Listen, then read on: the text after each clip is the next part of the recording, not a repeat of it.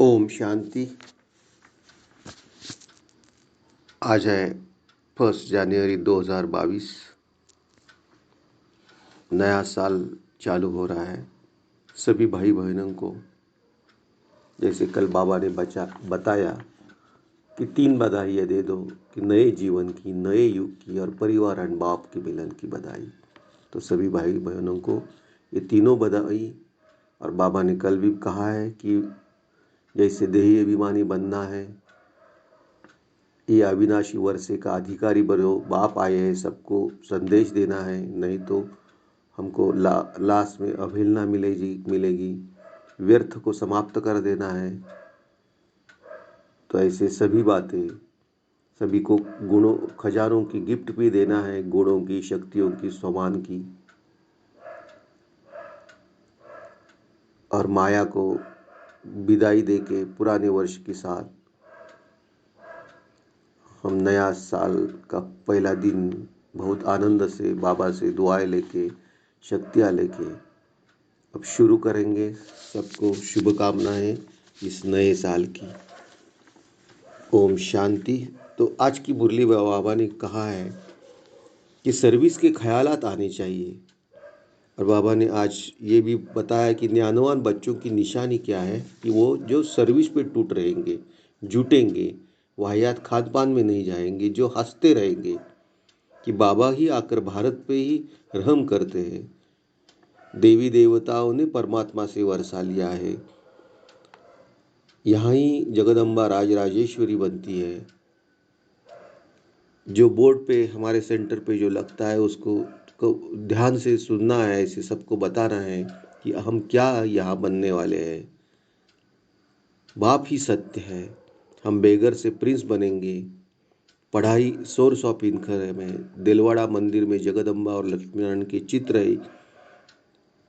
अहंकार नहीं आना चाहिए। दधीची ऋषि जैसी हमें सेवा करनी है, सदा हंसते रहना है, रोना नहीं है, पवित्रता अपनानी है। ये बहुत अच्छे अच्छे पॉइंट्स आज की मुरली बाबा ने बताए, वरदान दिए हैं।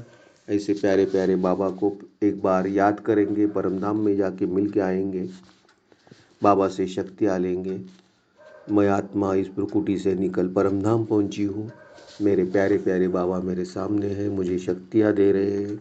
मैं सब शक्तियाँ लेके बाबा से फिर वापस इस साकारी शरीर की प्रकृति में विराजमान होती हूँ।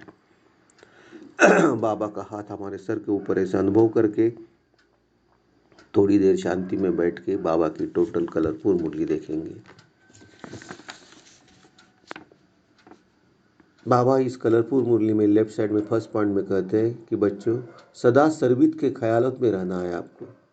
ज्ञानी तो आत्मा बनना है, समय व्यर्थ नहीं गंवाना है। बाबा सेकंड पॉइंट में कहते हैं कि ज्ञानवान बच्चों की निशानी क्या होगी। बाबा कहते हैं कि ज्ञानवान बच्चों की निशानी रहेगी सो सर्विस पर जुटेंगे, हर टाइम ज्ञान रत्नों का दान करेंगे और उसमें उनको खुशी मिलेगी। वाहियात खान पान में समय नहीं देंगे, वो कभी रोएंगे नहीं, अहंकार नहीं रहेगा जब ज्ञान देते हैं तब।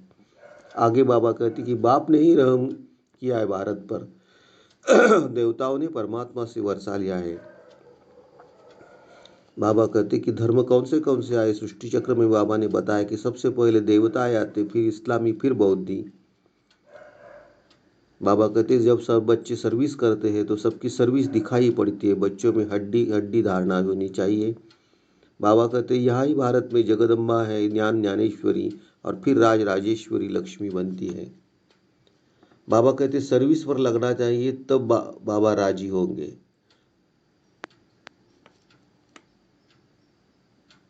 और बाबा की याद में रहेंगे तब ही तीर लगेगा। बाबा को याद करते ही हम सर्विस करेंगे। बाबा ये भी राइट साइड में फर्स्ट पॉइंट में कहते हैं कि सेंटर के बोर्ड पे जो ऑक्यूपेशन लिखा है वो अच्छी रीति पढ़ना चाहिए, सबको मालूम होना चाहिए, और वैसे बाकी मनुष्यों को भी बताना है। और बाबा कहते हैं कि जिसमें विकार रहेंगे उनका तीर नहीं लगेगा और वो सर्विस अच्छी तरह नहीं कर सकते। बाबा कहते रोने की आदत है, वो किसको ध्यान नहीं देख सकते। बाप ही सत्य है और हम बेगर से प्रिंस बनेंगे, ये ध्यान में रखना है। बाबा बाबा कहते कि हेवन स्थापन करने वाला गॉड फादर ही बैठ समझाते हैं, पढ़ाई सोर्स ऑफ इनकम है। और दिलवाड़ा मंदिर में जगदम्बा और लक्ष्मी नारायण की चित्र है और बच्चों को मेहनत का ही फल मिलने वाला है। बाबा कहते कि सेवा करने वाले दिल पर चढ़ते, सब महिमा करते। बाकी ये जरूर है कि ज्ञानी तो आत्मा बाप को अति प्रिय लगते हैं। इसका मतलब यह नहीं कि दूसरे प्रिय नहीं। बाबा कहते बच्चों में हड्डी धारणा चाहिए, परिपक्व अवस्था चाहिए, तब दिल पर चढ़े। स्कूल में भी स्टूडेंट नंबरवार दिल पर चढ़ते हैं। ज्ञानवान सर्विस में जुटा रहेगा, सर्विस में नहीं जुटते तो उनको बुद्धू कहेंगे। वह समझते हम बाबा के दिल पर नहीं है। बहुत फालतू खान पान के ख्यालात चलते हैं जिनमें कोई अवगुण है तो उनकी समझाने किसको लगेगी नहीं। वह तो बाबा का आकर किसको दृष्टि दे ज्ञान देते हैं। वैसे न समझे मैंने इनको बहुत अच्छा ज्ञान दिया है, मेरे ज्ञान से इनमें परिवर्तन आया है। यह भी उल्टा अहंकार है। जिसमें रोने की आदत है वह किसको ज्ञान नहीं दे सकते, वह तो विधवा हो गई। रोया तो उसकी दुर्गति है। तुम जानते हो हम हर्षित मुख देवी देवता बनने वाले हैं। अगर रोते हैं तो खोटे कर्म किए हुए हैं। जो धोखा देते हैं अच्छे अच्छे भी रोते हैं। अवस्था बड़ी अच्छी चाहिए। कल कोई प्रभावित होते हैं परंतु वह बाबा की ताकत से प्रभावित होते हैं। बाबा जो बोलेगा उसमें कोई गलती नहीं होगी क्योंकि बाप ही सत्य है। अगर कोई अक्षर निकल भी गया तो बिगड़ी को बनाने वाला बैठा है। इसमें समझने की बड़ी अच्छी बुद्धि चाहिए। बाबा कहते तुम बच्चों को दधीची ऋषि मुहापी खड्डियाँ देनी है। कोई कोई तो नवाब होकर चलते। बाप समझाते इस कमाई में ग्रहचारी बैठती है, दशाएं बदलती है, कब बृहस्पति की, कब चक्र की, कब मंगल की, कब राहु की, फिर एकदम चकनाचूर हो जाते हैं। कोई तो अच्छी रीति समझेंगे क्योंकि नंबर वाला ग्राहक है ना। बाबा कहते ये सब शिव बाबा की दुकान है, सेठ एक ही है। ये दुकान तो हजारों लाखों की अंदाज में निकलेंगे। कयामत का समय है, हिसाब किताब चुकतू होने वाला है। बाबा कहते बच्चों को अपनी मेहनत का फल मिलेगा। मैं सर्विस करता हुआ तो जिसको दृष्टि देता है उसकी तकदीर है। भगवान जिसको दृष्टि देखता है वो उसकी तकदीर, तो उनकी तकदीर होती है। हमें अहंकार नहीं होना चाहिए। आगे बाबा धारणा में फर्स्ट पॉइंट में कहते हैं अहंकार नहीं दिखाना है। दधीची ऋषि मिसल सेवा करनी है, हड्डियाँ देनी है। सेकंड पॉइंट में बाबा कहते हैं कि सदा हर्षित मुख रहना है, जोर से भी हंसना नहीं है। रोना यानी विधवा हो जाना, ये पॉइंट ध्यान में रखना है। तो ऐसे प्यारे प्यारे बाबा को फिर एक बार याद करते हैं। बाबा को परमधाम में जाके मिलके से सब शक्तियाँ लेके आते हैं।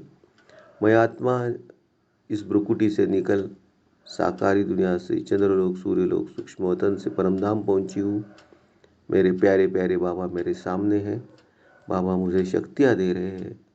बाबा की से सब शक्तियाँ लेके मैं शक्तियाँ एब्सॉर्ब करके फिर सूक्ष्म वतन से इस साकारी दुनिया की साकारी शरीर की ब्रुकुटी में विराजमान होती हूँ। बाबा का हाथ हमारे सर के ऊपर ऐसे अनुभव करके थोड़ी देर शांति में बैठ के बाबा का प्यारा सा वरदान लेंगे। बाबा वरदान में कहते हैं बच्चों, एक बाप में सारे संसार की अनुभूति करते हुए निरंतर एक की याद में रहने वाले सहज योगी भव। एक बाप में सारे संसार की अनुभूति करते हुए निरंतर एक की याद में रहने वाले सहज योगी भव। बाबा एक्सप्लेनेशन में कहते हैं सहज योग का अर्थ ही है एक को याद करना। एक बाप दूसरा न कोई, तन मन धन सब तेरा मेरा नहीं। ऐसे ट्रस्टी बनकर डबल लाइट रहने वाले ही सहज योगी है। सहज योगी बनने की सहज विधि है एक को याद करना, एक में सब कुछ अनुभव करना। बाप ही संसार है तो याद सहज हो गई। आधा कल्प मेहनत की, अभी बाप मेहनत से छुड़ाते हैं। लेकिन यदि फिर भी मेहनत करनी पड़ती है तो उसका कारण है अपनी कमजोरी।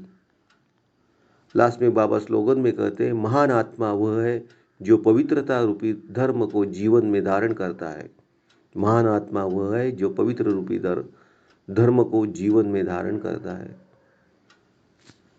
तो आज बाबा ने हमें कितने अच्छे अच्छे पॉइंट्स दिए हैं, अच्छे वरदान दिए हैं। सब वरदानों को हम खुद में धारण करेंगे। आज बाबा ने जैसे कहा है पवित्रता को अपनाना है, सर्विस पे जुट जाना है और बाबा की याद में सर्विस करनी है। कोई विकार नहीं रह के बाबा की सर्विस करनी है। सब लोगों को दिल से बताना है कि बाबा आया है और बाबा से वर्षा लेना है। तो ऐसे प्यारे प्यारे बाबा को चलो फिर एक बार याद करते हैं। मेरा बाबा मीठा बाबा, मेरा बाबा मीठा बाबा। ओम शांति। बाप दादा को समर्पण।